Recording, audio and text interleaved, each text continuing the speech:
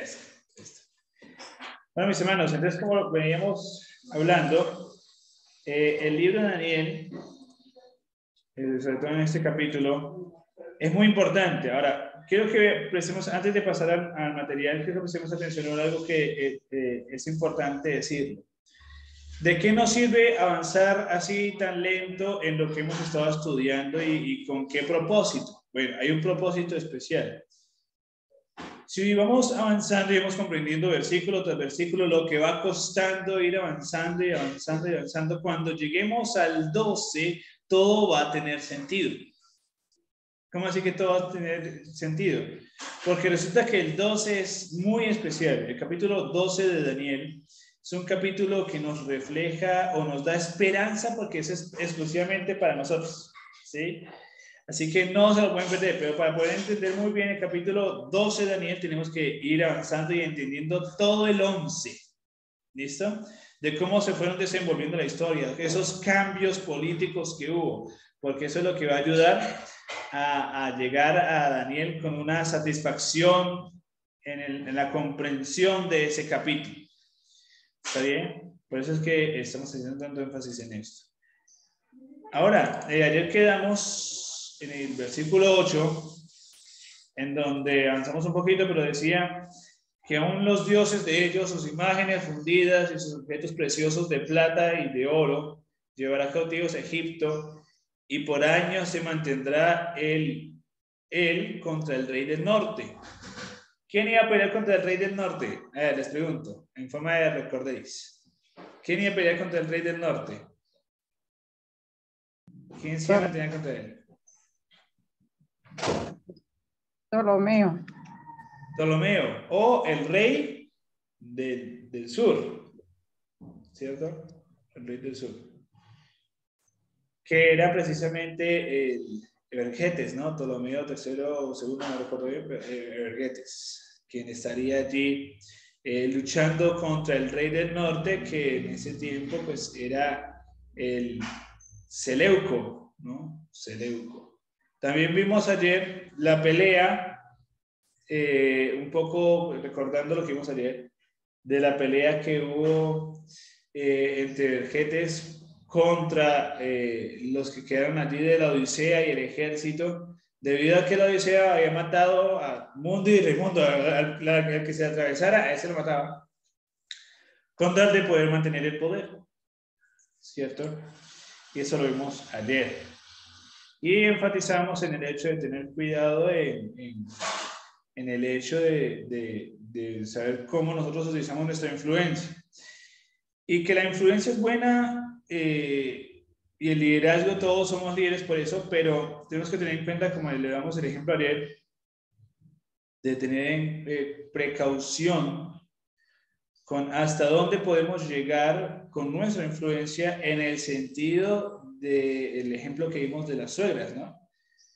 Que hay suegras, hablando en el tema del matrimonio, que intervienen en la relación de forma tóxica, no hay otra palabra para decirlo, no las que intervienen por cosas buenas, ¿no? Porque es que hay que separar el tipo de suegras. Hay suegras muy buenas, ¿sí?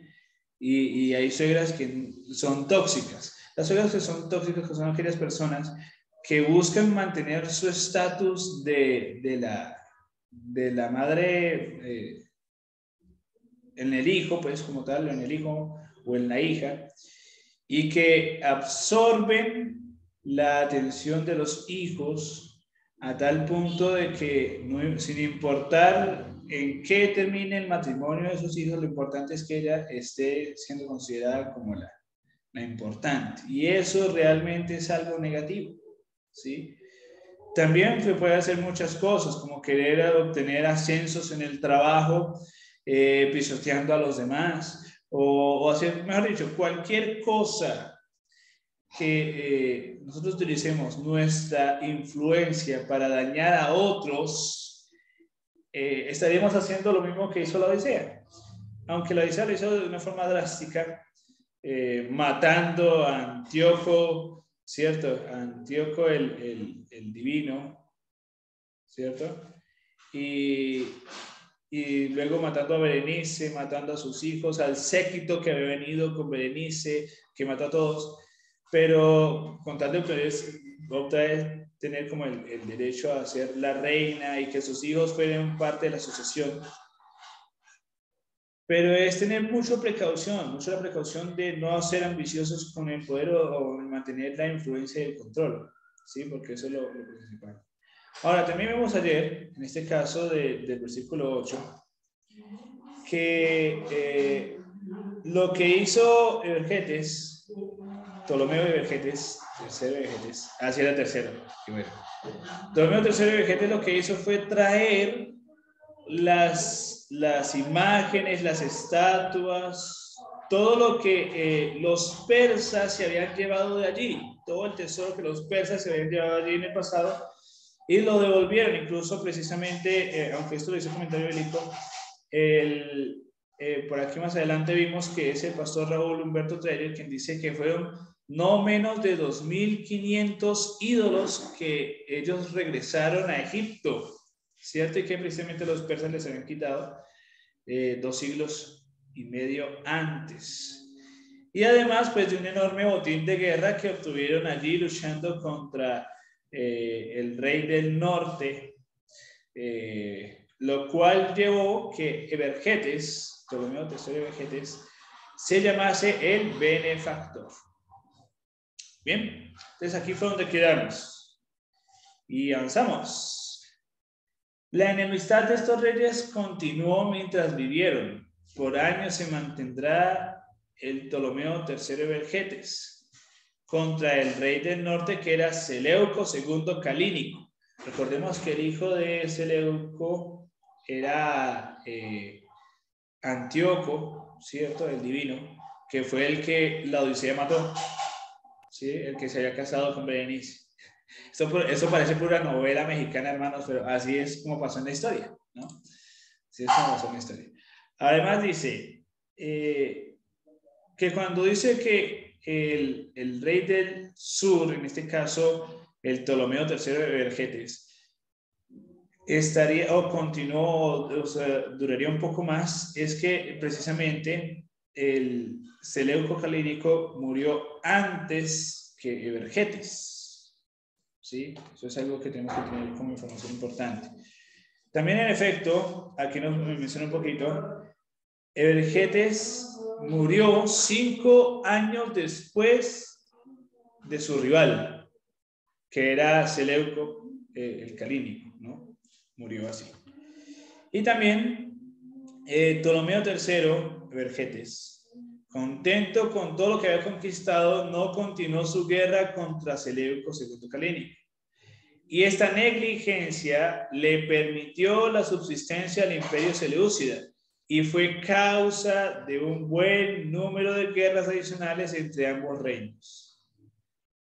O sea, lo que hizo Ptolomeo fue que, bueno, no siguió peleando más contra Seleuco y como no siguió peleando más contra Seleuco, pues se salvó como tal el imperio seleucida y eso ocasionó que en el futuro, como lo vamos a ver después, en los versículos del 10 en adelante, del 10 al 15 tal vez, vamos a darnos cuenta de que ese perdón ocasionó que la guerra continuara por mucho tiempo más.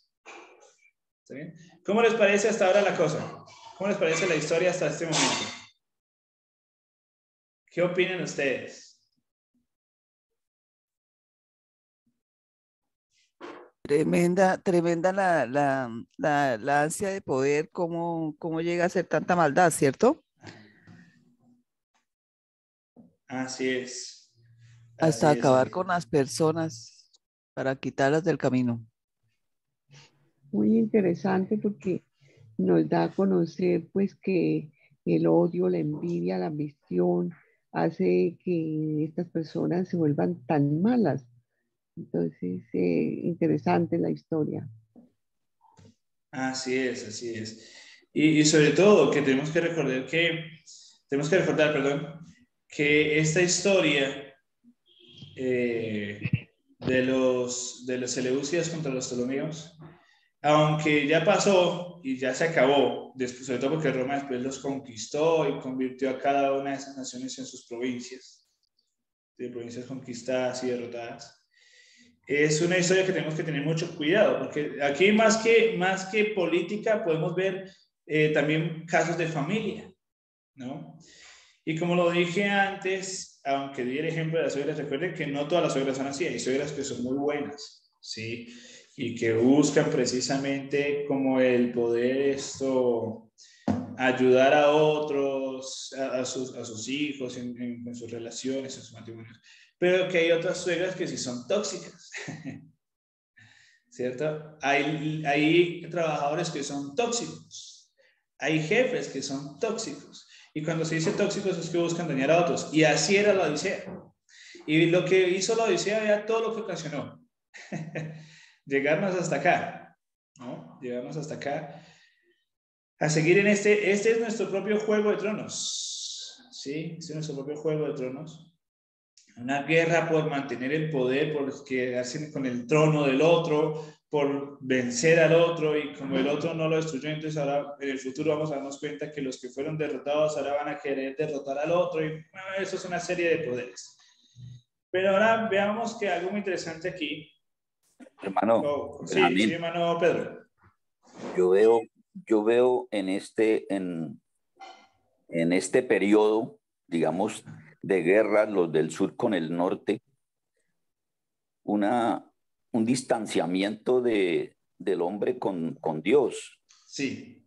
No hay no hay tampoco, en este tiempo no se ve, no aparece, digamos, ningún líder religioso que dirija o un profeta que aparezca y esté por lo menos interviniendo a través de él con el poder de Dios de orientar a la humanidad, sino que están en una lucha y lejos de Dios.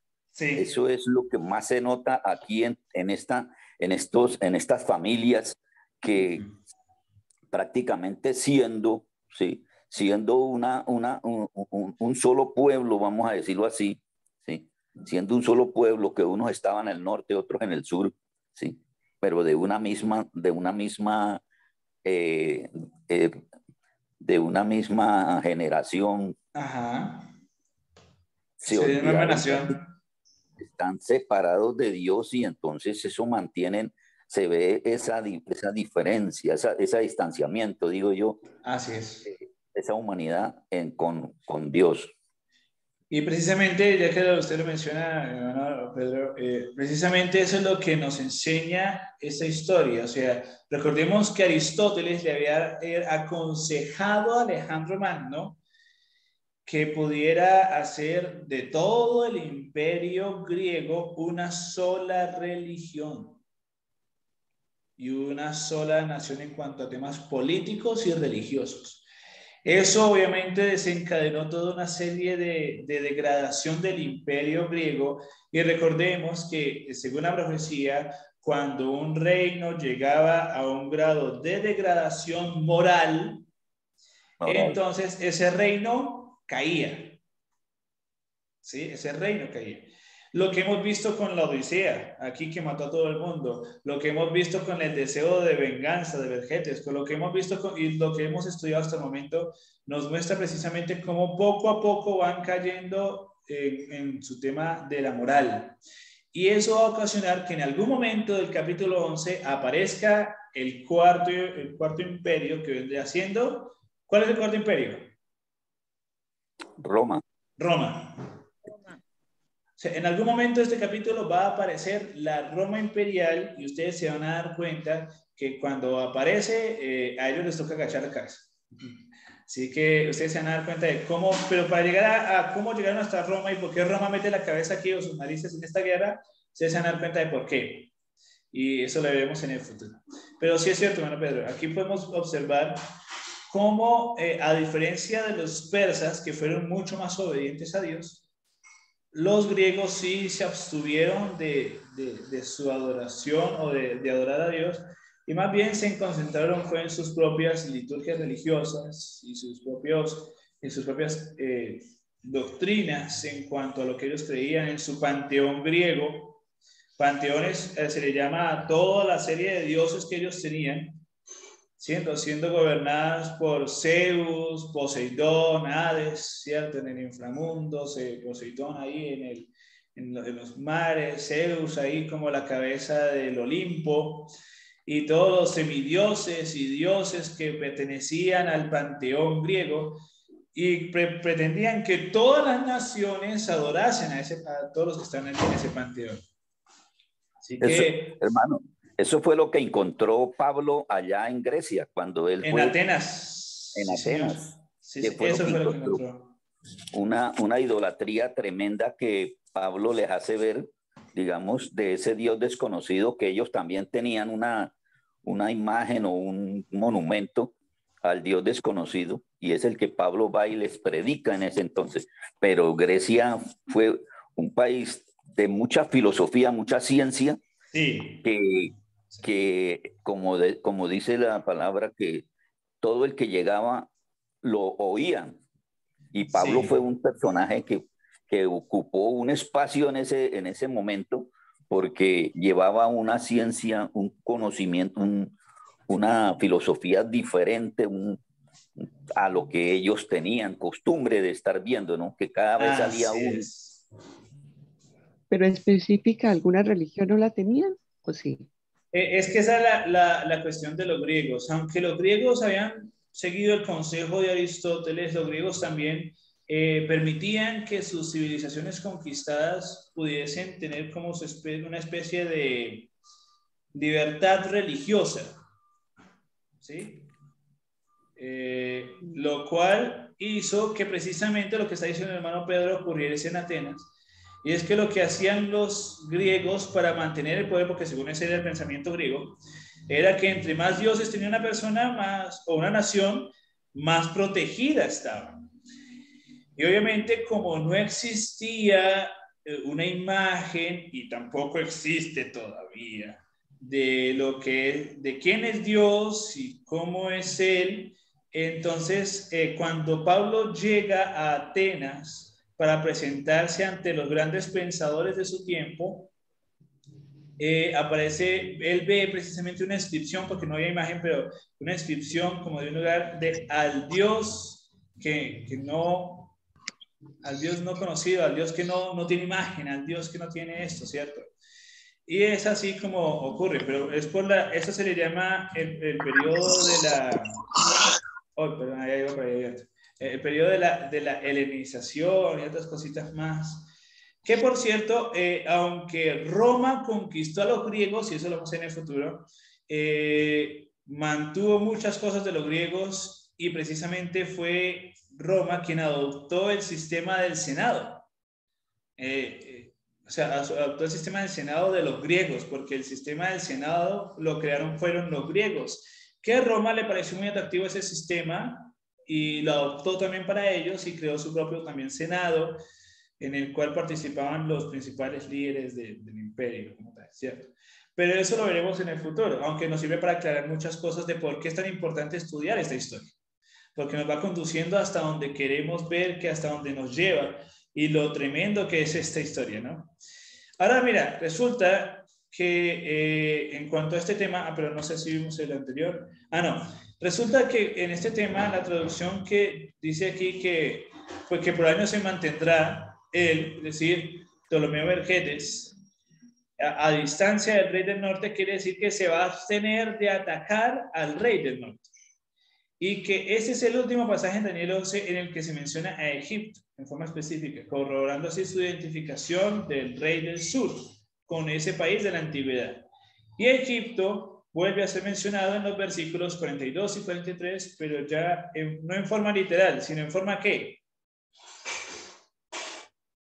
Ya no en forma literal, sino ¿cómo se va a mencionar después a Egipto?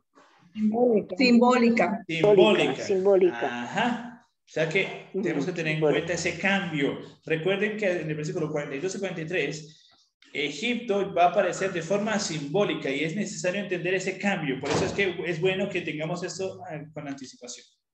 Muy bien, ahora bien, el versículo 9 dice, así entrará en el reino el rey del sur y volverá a su tierra.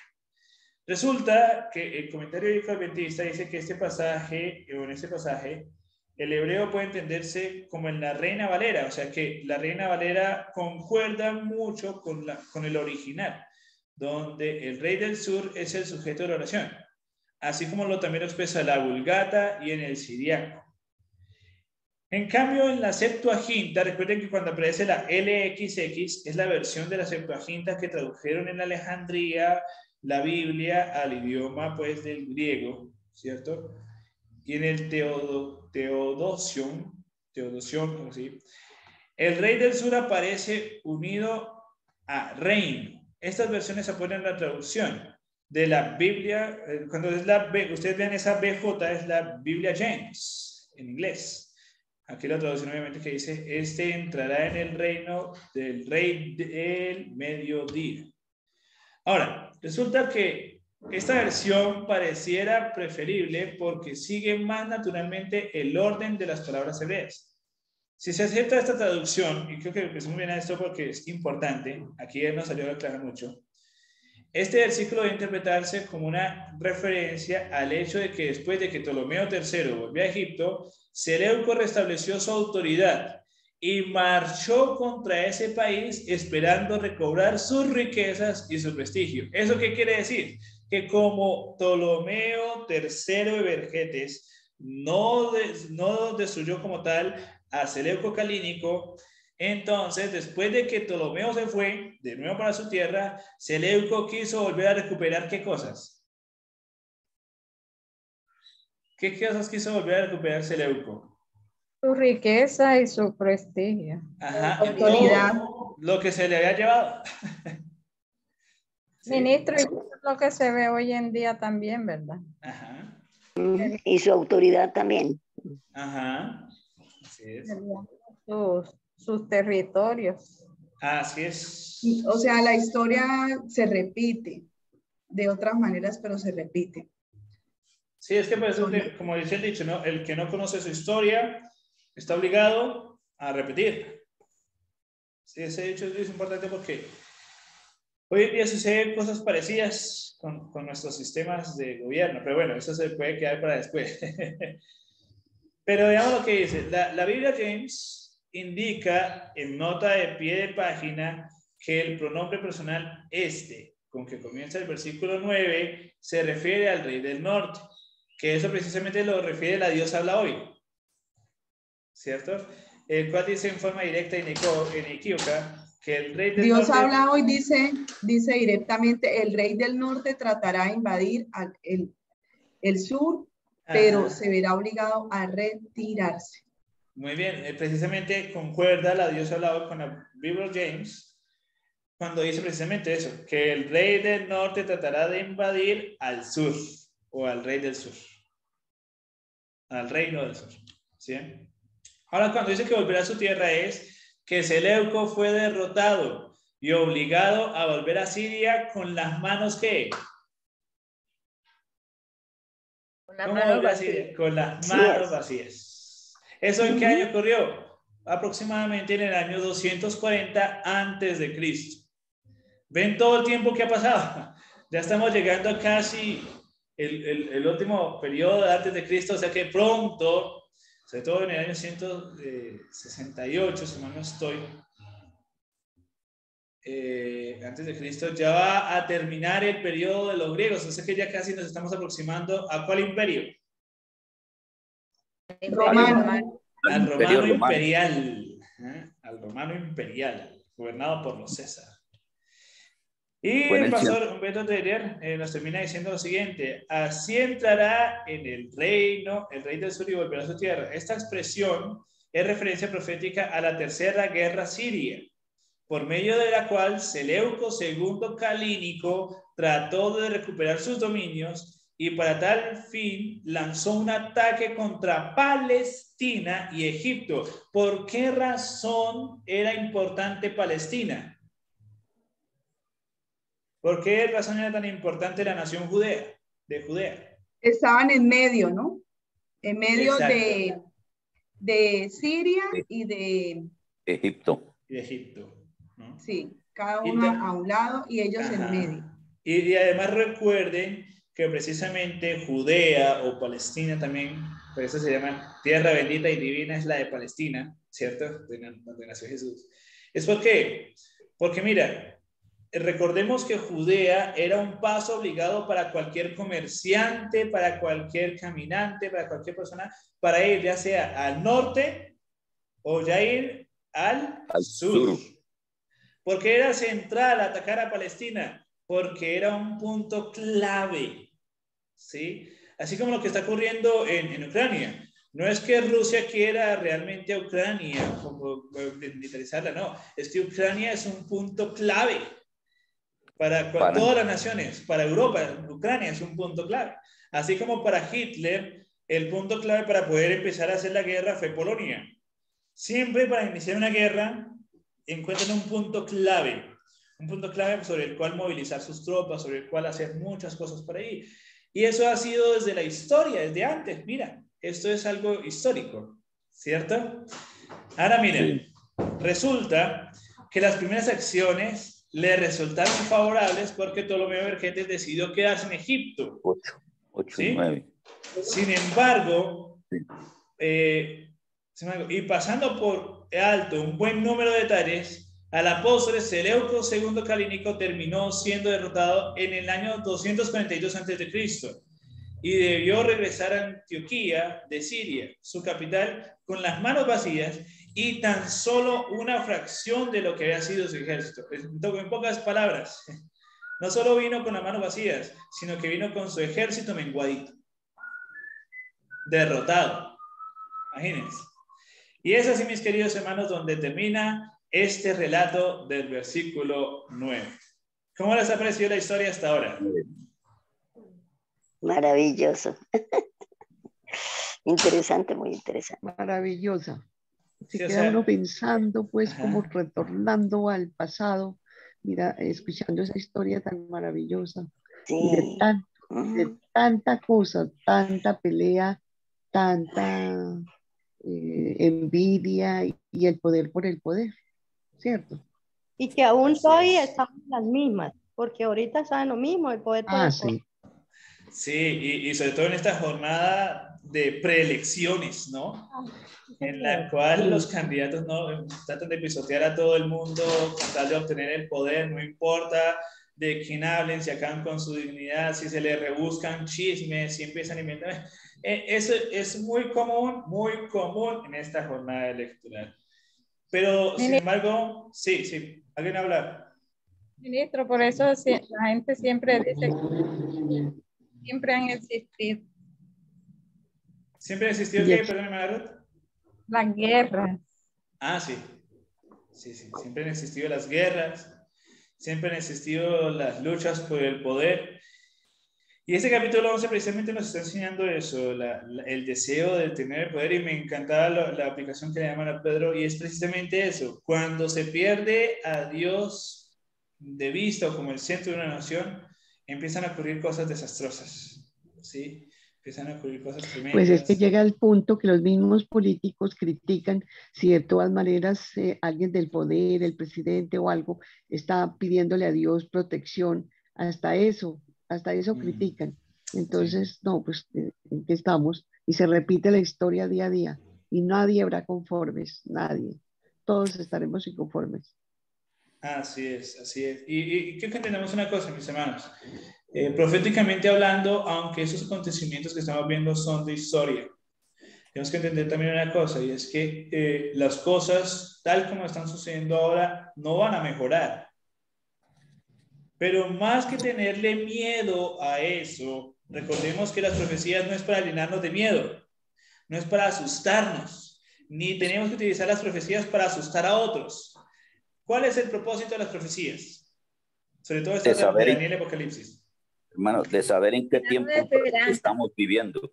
Ajá, ¿y para qué? ¿Por qué es importante saber en qué tiempo estamos viviendo? Para prepararnos y saber qué es lo que Dios tiene para nosotros.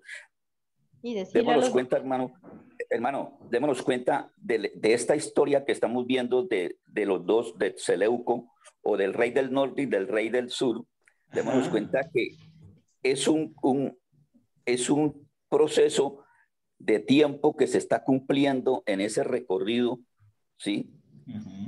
Prácticamente, vamos a decir así, yo lo miraría era en la debilitación de esos reinos. ¿Por qué?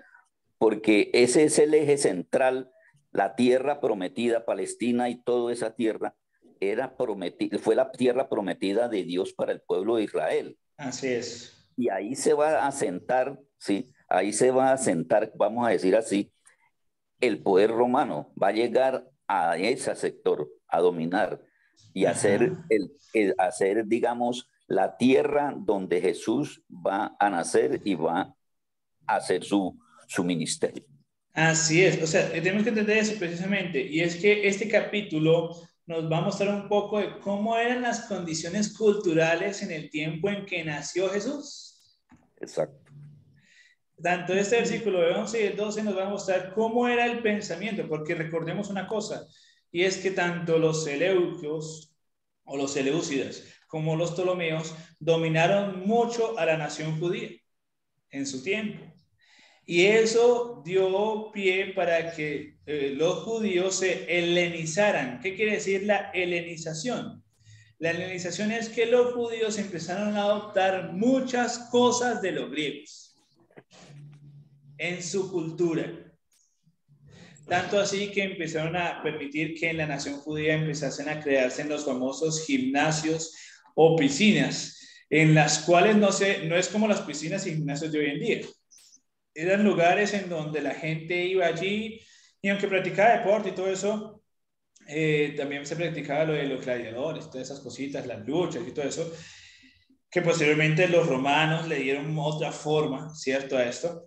Pero allí se practicaban toda clase de inmoralidades y orgías. Ahí en esos gimnasios y en ese tipo de cosas fue donde la bulimia se volvió famosa, porque los nobles comían todo lo que podían y luego ¿qué hacían? Lo vomitaban. Eso era común en los gimnasios y en las famosas piscinas. ¿Sí? Esa práctica era muy común. No es que ahorita se creó eso y volvió ahorita, no. Ya esa práctica era realizada por los griegos porque veían que esa era la mejor forma de comer mucho y no engordar. Y así, sí, fue como los judíos, hermano. Tomaron muchas costumbres de ellos. Exacto. Se volvió una élite religiosa pagana, corrupta, hasta cuando llegó Jesús, ¿sí? Que prácticamente los sacerdotes y todo eso, ellos eran unas sectas religiosas judías, pero muy, muy corruptas. Sí. Y es que incluso precisamente todo lo que estamos viendo de historia va a darnos pie, si así eran las naciones que estaban dominando a Palestina, imagínense entonces cómo era la cultura judía. Sí, imagínense cómo era la cultura judía que se había helenizado. Recuerden que cuando yo digo helenizado es que los judíos empezaron a adoptar dentro de su cultura prácticas griegas. Sí, claro. Sí, prácticas griegas. Y es así, pues, que empiezan a adoptar muchas cosas, demasiadas cosas dentro de su estilo de vida. Y es por eso que la nación judía perdió de vista lo más importante. Y tanto lo perdió de vista que cuando llega el Salvador a dar su vida por ellos, ellos tienen el pensamiento de que ¿cómo Dios puede morir? ¿Acaso no es que un Dios es eterno? Ellos tenían ese pensamiento, ¿cierto? Y que venían con un pensamiento, aunque sabemos que Dios es eterno, ¿cierto? Y que ellos nosotros creemos de que Dios es eterno, pero ellos tenían un pensamiento de Dios hasta del estilo griego. Al estilo griego, ¿sí? Porque ellos consideraban que cuando una persona estaba enferma, era porque Dios lo estaba castigando. Lo estaba castigando. Ese pensamiento era griego. Sí. Ya que los griegos pensaban que si una persona estaba enferma, que si una persona estaba eso, era porque Zeus lo había castigado, Zeus le había lanzado esa maldición y entonces esa persona nació con ese defecto, con esa enfermedad, porque los dioses lo estaban castigando. Es el pensamiento griego y los judíos lo adoptaron, tanto así en su cultura, que cuando ellos veían a un ciego o a un cojo o alguien así, decían, ese es un pecador, o sus padres pecaron, o ese pecó, porque ese era el pensamiento griego. Griego, sí, exacto. Pero aún todavía hay personas, encontramos personas que dicen que Dios me está castigando con esta enfermedad, Ajá. o Dios está castigando a esta persona con esa enfermedad o con ese problema. Aún existe todo eso. ¿Por qué? O que si hay prosperidad en el hogar es porque Dios está con él. Y si no lo hay, entonces es que está haciendo algo malo y entonces Dios está lejos de esa persona. Así es, y ese fue el pensamiento, o ese fue el resultado de la helenización de los judíos. Que aún llega hasta nuestras culturas, donde nosotros también como colombianos tenemos un pensamiento demasiado griego, y en donde cuestionamos cómo, dónde, por qué, cuándo, y tenemos un pensamiento muy existencialista, pero ahí es donde el pensamiento de los hebreos es mejor. ¿Sí? El pensamiento hebreo era que ellos pensaban que ya sea bueno o malo lo que nos esté pasando, tenían que confiar en Dios. Por eso es que Job reacciona así. El Señor me dio, el Señor quitó, de igual manera, bendito sea su nombre. Cuando un hebreo lo perdía todo, no le importaba tanto. O como Daniel, un hebreo en tierras extrañas, pero que no le importaba perder todo lo que tenía, porque él prefería perderlo todo a perder a Dios. A Dios. Sí, él pedía, échenme al foso de los leones, no importa, prefiero eso a perder el favor de Dios o perder la presencia de Dios en mi vida.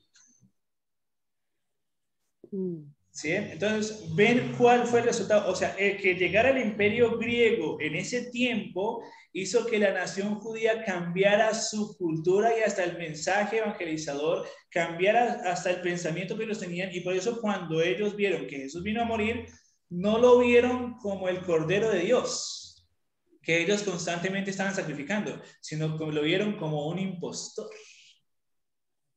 ¿Sí? Como alguien que venía con ideas ahí raras y que iba a acabar con el judaísmo y entre otras cosas, pero era porque los sacerdotes mismos también se habían helenizado. Aquí, mis hermanos, vale la pena entonces recalcar en esto. Esta historia, aunque nos muestra el paso de la guerra entre griegos, también tiene que hacernos entender la precaución que tenemos que tener del tema de la helenización. No podemos hacer amalgamación de nuestras culturas con la voluntad de Dios. O sea, unir nuestras culturas con la voluntad de Dios, porque muchas veces pensamos lo que precisamente me están diciendo ahorita, que a una persona le va bien, es que eso es porque Dios está con esa persona, y si le va mal, es que Dios abandonó a esa persona. Ese pensamiento no es hebreo.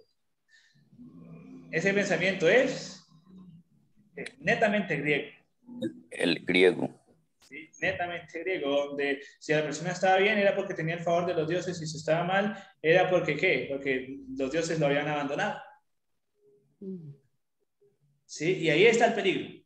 Por eso, mis queridos hermanos, esto nos recuerda, o el estudiar la historia, por eso es tan interesante, porque nos ayuda a entender que realmente nosotros tenemos a un Dios que nos cuenta el pasado para que sepamos vivir para que sepamos vivir en este presente, para que sepamos cómo comportarnos en este presente, para no volver a revivir las mismas cosas del pasado y para darnos esperanza en el futuro. Y teniendo esperanza en el futuro, poder vivir un presente con la vista en las promesas que Dios se prometió a cumplir, en donde muy pronto las nubes de los cielos se enrollarán como las páginas de un libro y le darán paso al Rey que vendrá con toda su gloria y majestad a instaurar su reino eterno aquí en la tierra, en donde ya no habrá más muerte, ni clamor, ni dolor, ni venganzas, ni todo lo que hemos visto hasta ahora en este capítulo, pero vendrá para que este planeta sea la nueva capital del imperio, la nueva capital de todo el universo, en donde Dios mismo será el rey aquí. Y no solamente sucederá eso, sino que aquellos que hayan aceptado al Mesías príncipe como su Salvador y Redentor podrán participar de ese reino, el cual Jesús mismo dijo que iba a preparar. Por eso él dijo, voy a preparar moradas para vosotros. Y no se está haciendo referencia al color morado, sino se está haciendo referencia a vivir allí. Casas para todos nosotros, para que donde Él esté, Él sea nuestro Dios y nosotros seamos su pueblo. Pero para poder entender eso tenemos que entender el pasado, ¿sí, hermano Pedro? Ese es el problema de la culturización, ¿no? Que los judíos, su tradición o su principal deber era promocionar, vamos a decir así, o llevar al pueblo de Israel, ¿sí? hacia el Mesías prometido, pero la cultura helenista, la cultura griega, los arropó tanto a los judíos que prácticamente vinieron a ser una secta religiosa totalmente diferente, ¿sí? ¿Por qué? Porque démonos cuenta que eran unos corruptos tan tremendos que ellos no se dieron cuenta, los mismos israelitas, los judíos no se dieron cuenta de esa clase de sacerdocio, por ejemplo, que tenían. Sí. Que era, la corrupción llegó tan grande que convirtieron la iglesia, el templo lo convirtieron en una cueva de ladrones, hasta cuando Cristo llegó y tuvo que echar. ¿Eso qué se dio? ¿A qué? Debido a que poco a poco, el pueblo de Dios se le fue perdiendo la visión de cómo era esa consagración. O la identidad, perdieron su identidad. La identidad, de traer al Cordero de donde venían, traerlo hasta el templo de Jerusalén. Pero llegó el tiempo, la época en que todo eso se perdió, esa religiosidad, esa pureza, ¿sí? Que tenían que llegar al templo con un animalito, se fue perdiendo porque Jerusalén, por ejemplo, todos los pueblos antiguamente tenían sus defensas, ¿sí? Sí. Y solamente entraban por unas puertas determinadas a la ciudad interna.